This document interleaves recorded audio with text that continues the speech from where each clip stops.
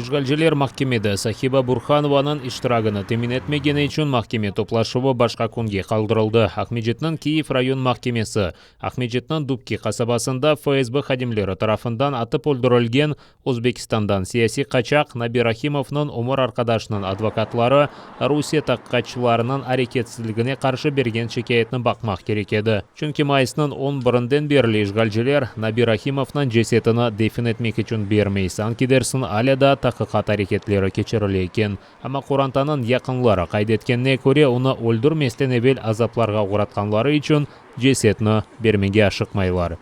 Сегодняшнее судебное заседание было отложено для того, чтобы обеспечить участие Сахибы Бурхановой посредством видеоконференц-связи из места, где она сейчас содержится, из Центра временного содержания иностранных граждан. Судебное заседание отложено на 16 число на 9 часов утра. Ишгалжилеринин аракетлери нетижесинде бөлүнгөн Курантага кол тутмак үчүн онлар желе кайтылмаган кырым-татарлар топлашты. Полиция хадимлери исе эпос арабаларынын номерлерин жазып алган. Возле здания суда находится большое количество сотрудников полиции, сотрудников Центра по противодействию экстремизму. Естественно, они в гражданской одежде. Сотрудники полиции переписывают номера машин, которые припарковались у здания суда, ВИН-номера на лобовых стеклах. Мы прекрасно знаем, для чего это делается. Таким образом формируются негласные списки активистов и слушателей, которые приходят на судебные заседания по политически мотивированным уголовным и административным делам. Фаалиетimiz үчүн такып, буну жемаат журналисти Ремзи Бекиров Русиянын Женеберби махкемесинде айтты. О бүгүнкү махкеме топлашууна Кырым бирдемилик аракетинин тимсалинен веб бирликте кувет yazısынен футболка кийип келди. Онун сөздөрүнө көрө 2019 сенеси март айында кечирилген Кутлеви полис тарамалары нетижесинде тутулган мабуслеринин эксериети жемаат журналисттери Аккурчалайжеда ве бундан эвел тутулган мабуслерге ве куранталарына жардам эткен фааллердер. Большинство обвиняемых, которые здесь находятся, они являются активистами организации «Крымская солидарность», которые участвовали в журналистах, комитетов, правозащитникам. Ребята осуществляли передачки, помогали семьям заключенных. И свой арест мы в том числе связываем с преследованием этого объединения. Махкемеге Украинанын Ростов-на-Дону шээріндегі консулы Тарас Малышевский келіп, махкум этилген жемаат журналисттерге Украинанын тыш ишлерин азирлигинден кол тутуп сөзлерин айтты. Кеченлери Украинада журналистика куну кайд этилген эди. Я увидел ребят, передал им приветы от Эмине Джипар, от всего Министерства иностранных дел. У нас в Украине был День журналиста, и отдельные приветы были переданы гражданским журналистам, как мы называем, Осману Арифмементову, Рустему Шейхалиеву и Руслану Сулейманову. В связи с этим днем у нас было заявление Министерства иностранных дел по поводу незаконно задержанных, удерживаемых и удерживаемых Российской Федерации журналистов.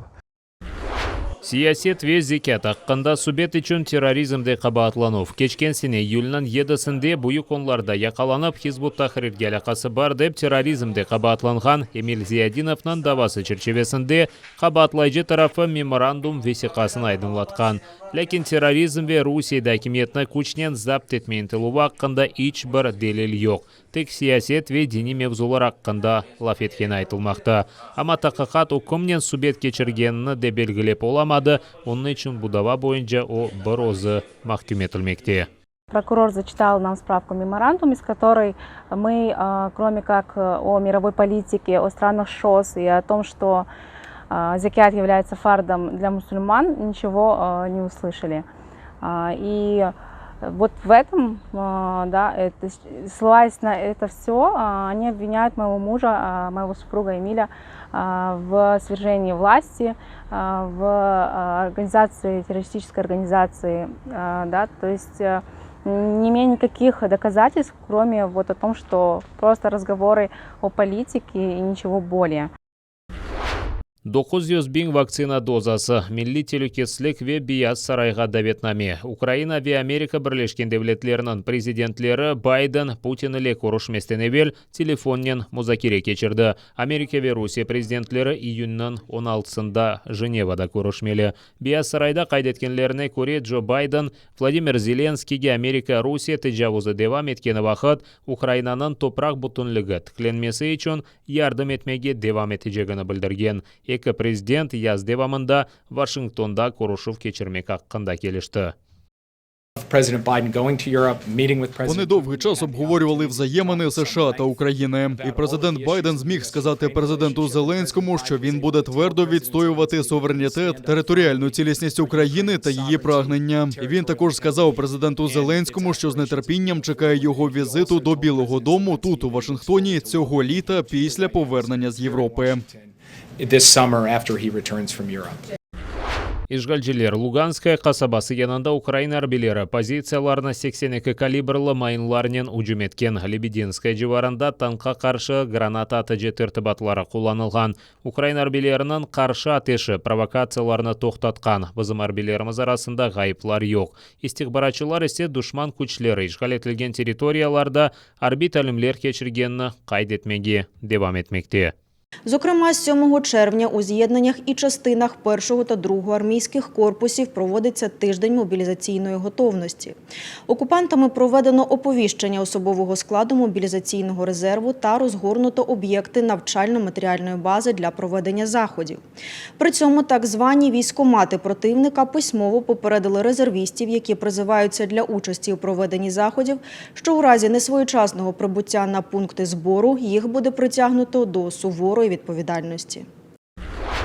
Национальный корпус азалары Львовтаки Русия консулығы тарафындан пропаганда акция кечірілмесіне yol бермеді. Дипломатлар Заболотевте койына келіп, Русия язычысы Александр Пушкиннің абидесіне чечеклер қойжақ олды. Тешвиқачы телеканаллары үшін видео шығармақ үшін атта Русия тарафдары олған нефақачыларны біле кетіргенлер. Ерлі сәкенлер ве файлер абидеге алып кеткен yolны блок етіп, Русия дипломатларына Украина шарқында Русия тежавузы нәтижесінде бинглерінен өлдірілгенлер аққында қатырлаттылар. Русия дипломатлары бір шей айтмастан кетірген чечеклері ве қырмызы шіретлеріні алып кеттілер. Хлопці, скажіть, будь ласка, чий Крим? Будь ласка. Так от у вас добре? Добре там, правильно? Так. І можете забрати з Донбасу всяку таку наволоч і також разом з ними їх. Давайте, вас вже запрошують ваш автомобіль. Сідай, машину.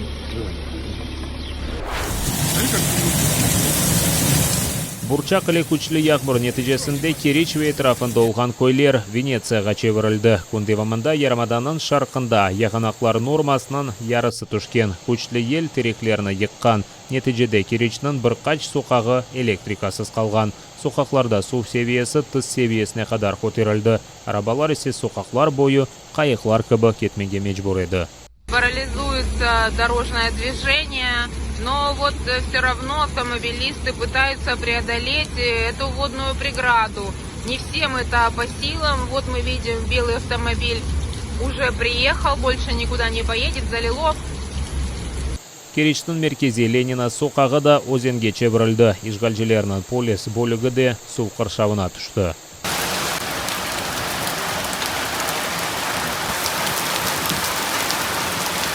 Митридат мердвенлері ise Ярмаданның ең yüksek шелелесіне чевірілді. Бұ абидені бір қач ел девамында Ишгалжилер акимиеті аманаман $1,5 миллиард рубль сарф етіп реконструкция yapты. Ама яғмұр канализациясы аққанда ұнытқанлар.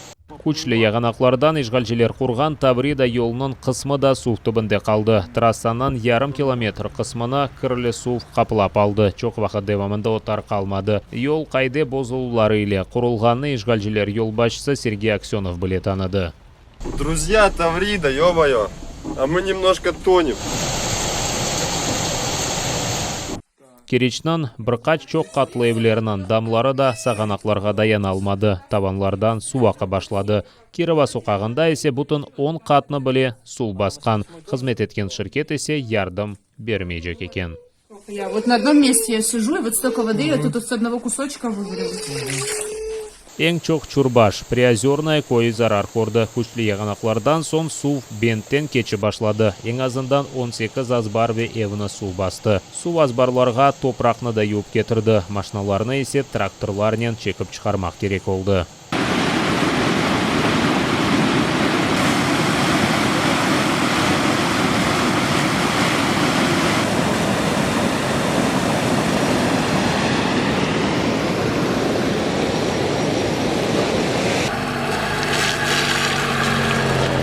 Что тут говорить?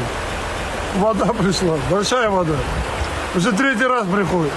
Якын күнлері яғанақлар да олajaq. Қырымның февкуледен әзірлігі хабер еткеніне көре кенеде яғанақлар ве фуртуна олajaqtыр. Кенеде су басуы энергетик объектлерде қазалар ве нақылият тоқтатыла біле. Сакинлерге яғмур ве еллер олғаны вақыт евден шықмамаға, терек ве реклама тақталарына яқынлашмамаға тепсі етілі. Владислав Стужук, Заман, АТР.